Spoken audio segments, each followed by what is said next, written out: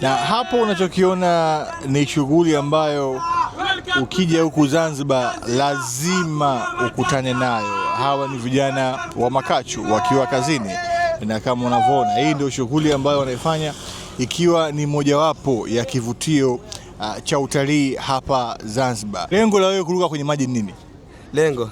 Kufurahisha wageni, kama wakija Zanzibar tunafurahisha, wanafurahi, wanaenjoy. Na umekuwa ukifanya hii shughuli kwa muda gani?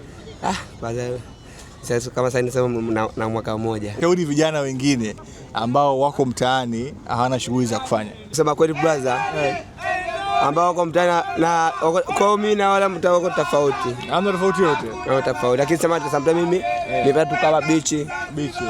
Sometimes na ruka hapa mgeni akipenda kunipa chote kitu tipu fresh unaona. Lakini unajishughulisha, unapata kitu. Chote kitu mgeni akifurahia, mgeni akifurahi kitu akuletea matipu shika nimefurahi.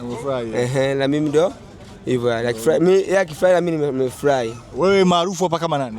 Hapa hivi. Chuga. Kwa hiyo umetoka Arusha? Hii ni maarufu wangu hapa Chuga. Yaani kwa sasa kutoka Arusha hakuna bahari mzee. Kuogelea umejifunzaje? Mimi before niko huko bro.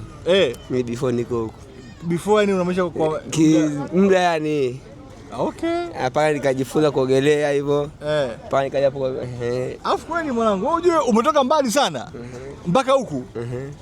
Hiyo ina maana gani kwako? Kwangu?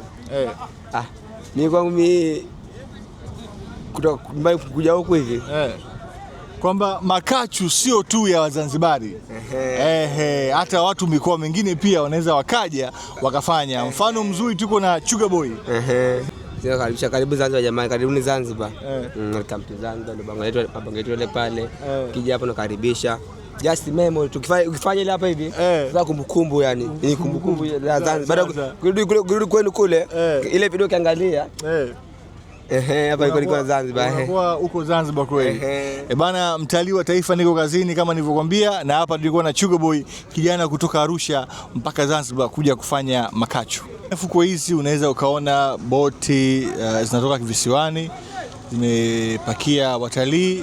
Ni shughuli za utalii ambazo zinafanyika hapa. Mtalii wa taifa, niko Zanzibar na haya ndo mambo ya Zanzibari kama unavyoona.